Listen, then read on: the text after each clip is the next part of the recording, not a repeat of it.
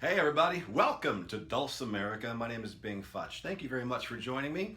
Here's another request show. People have been asking about the backpacker. Now I'm calling this a backpacker because technically the word strumstick is actually a registered trademark, and this is not technically a McNally strumstick, but you've seen them before. They're called Walkabout dulcimers or guitar dulcimers or what have you. Basically, it's a little stick, and it's got a mountain dulcimer fretboard on it. This was a gift. I was playing in a wedding back in 2012, and I played music for the wedding, and their gift to me was this backpacker dulcimer, and it's really cool. It's got this really neat ornate train rosette that you can see there, because their theme were trains. This is a Christy and Ryan, and really cool instrument. And it's been sitting here in the office, and I don't play backpacker a whole bunch because I've gotten so used to playing normal mountain dulcimer. But if you're wanting to walk around and you haven't mastered playing the mountain dulcimer standing up yet, this is a way of doing it, but there are some things you should probably know about it before we get any deeper into it. First of all, I want to say thank you to all of my patrons on Patreon for helping to produce this episode and every episode of Dulcimerica. Thank you guys so much. You do so much every single day, helping to keep this thing rolling and make it possible for me to take the time, do the research, and create more interesting episodes for everybody. So I thank you for what you do, and thank you for being a part of my art. If you're curious about Patreon, $5 a month gets you access to all of my CDs, books, videos, tablature, and everything I produce on a weekly basis. If you want to give it a go and you want to check out some of the stuff, try before you buy, if you will, go to patreon.com/bingfutch. Check out the featured tag section. Open house is where you want to go, and everything you find there, hundreds and hundreds of posts, is all free for you to download. If you like the vibe there, think about joining us in the Patreon community. Just like I think the total count right now is 450 people.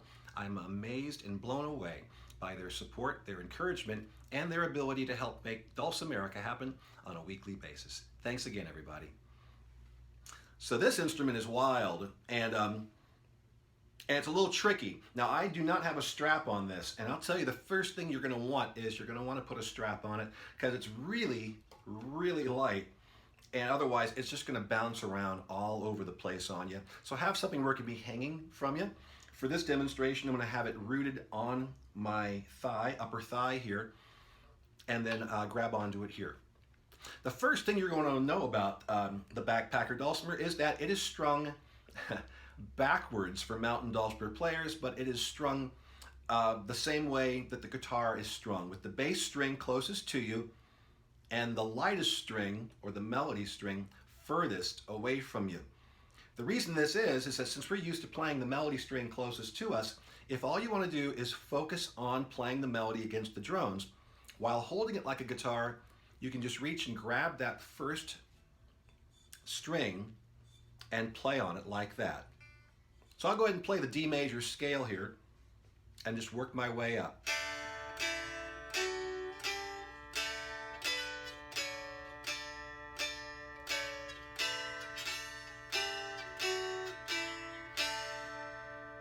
And that's all you need right there. A lot of backpackers don't even have the 6.5 fret on there. It's just a straight diatonic scale. So use whatever strum you would normally use, and then pick out your melody, and you are free to roam about the cabin, as it were.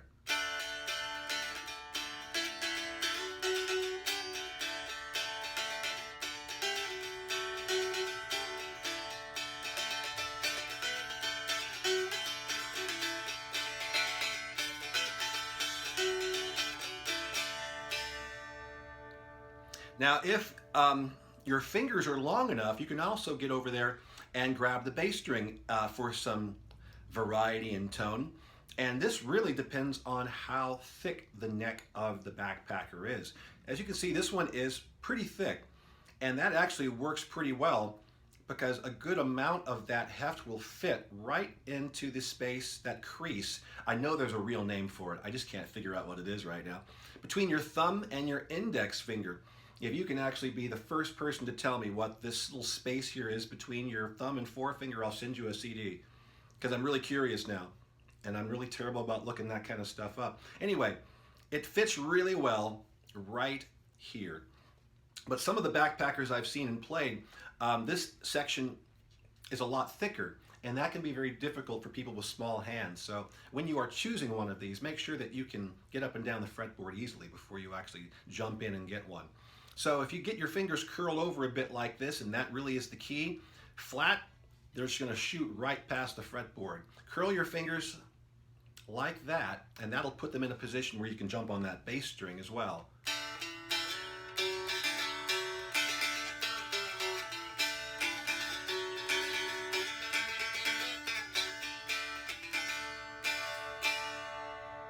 Now the intonation is not, I'll say the intonation, the action is pretty high on this, and that's why the intonation sounds a little off. I have not had this set up.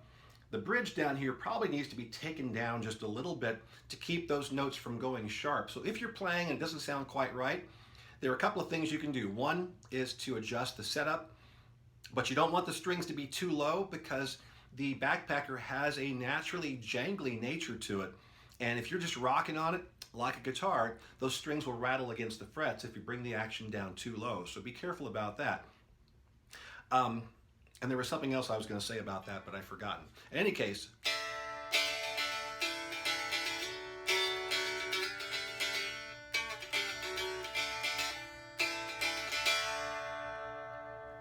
all right, one more thing I'm going to show you here is the scale going from the bass string to the middle string. In case you do want to try and pick out some melodies, it's a very easy way of getting into it. You want to go frets 1, 2, 3, open 1, 2, 3 on the bass string,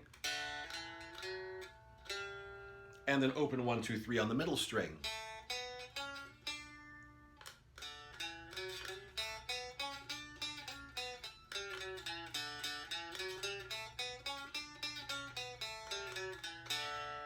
Now, many of us chose the Mountain Dulcimer because doing this is exactly what we did not want to sign up for. So if you're not used to doing that, but you think it's a fun instrument, it's a good idea to practice that scale and figure out what you want to do with your fingers. These two frets right now are large, and then we got a small one here. So you're going to need a bit of a reach. And if you use all your fingers in a row, you might find yourself falling short when it comes to grabbing that third fret. So what you can do is skip a finger and go from your index finger to your ring finger, which is already in place directly over that second fret area. And you can either slide it from there to your third fret, or you can be daring and bold and audacious and put your pinky down.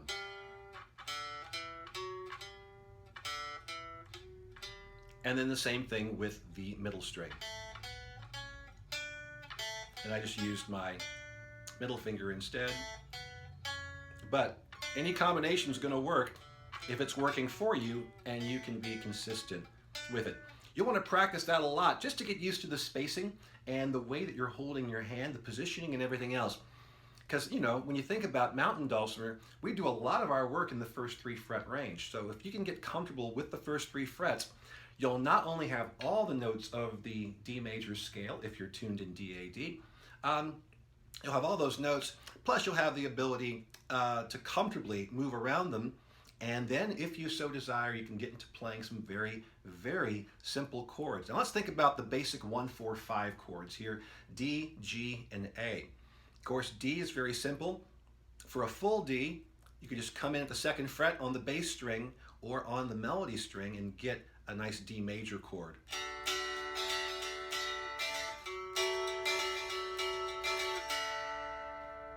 For G major, we could use a 3-1-0 chord or a 0-1-3 chord. So the spread here for me would be pinky on the melody string and an index finger on the middle string.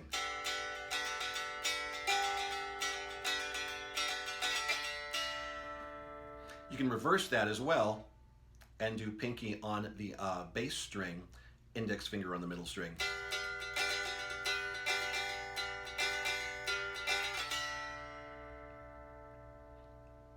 The intonation is really kind of wacky right there. One thing you can do, and it depends, if you don't know how to set the action on your instrument or don't know anybody who can do it, and it sounds a little sour when you're fretting it, you can actually detune whatever string it is that's giving you some issues, and that'll compensate and take a little bit of that sour nature out of it. What's happening is the action's so high is that when I press down, it's actually stretching the string a bit more, and it's making the note go sharp. So if I detune it a bit, it'll sound a lot better when I fret it. However, if I play open, it may not be perfectly in tune. So it's like, it can be dodgy. But just to let you know, that's probably what's going on.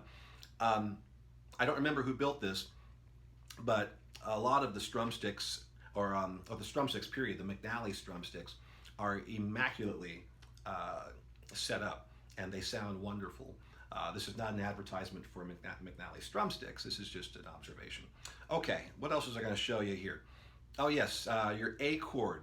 Forget about trying to play that 1, 2, 4 chord. I mean, you can, but yeah, I've got really big hands, and it's really difficult for me to do that with this configuration. So a simple 101 chord, of course, will work out good.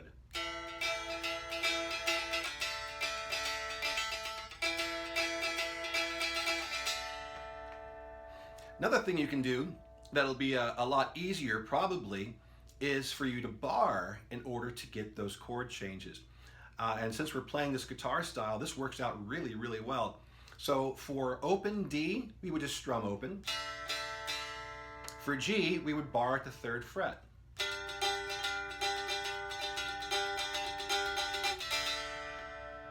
And then for A, we would bar at the 4th fret.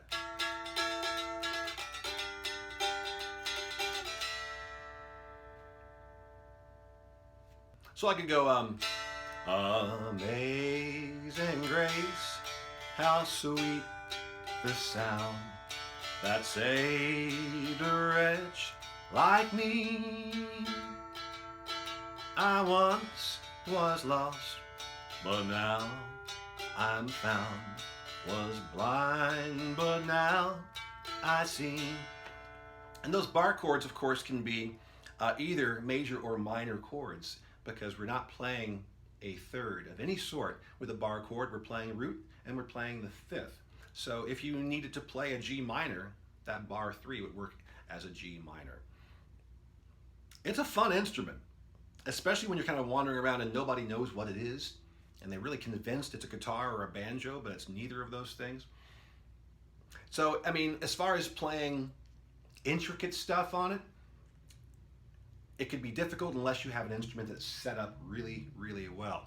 Now, some people do take this and they just put it on their lap, but you'll see that once again, because of the tall nature of the neck, that when you lay it down, you'll see it just wants to turn, and you think you fight against a mountain dulcimer on your lap normally. This can get really out of control if you're sitting there trying to play it. And again, the strings are still reversed.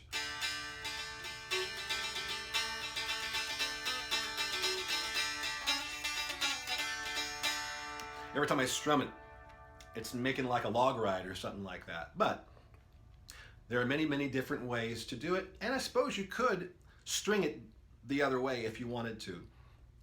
And of course, you can use all the different modal tunings and other types of tunings that you would normally play on the mountain dulcimer. The backpacker dulcimer is a very, very fun way to get out and play your favorite instrument while not being chained to the chair all the time. And it's a more social way of getting around and introducing people to the thing that you love so much. So I hope this has been helpful in giving you a few tips on how to mess around with the backpacker.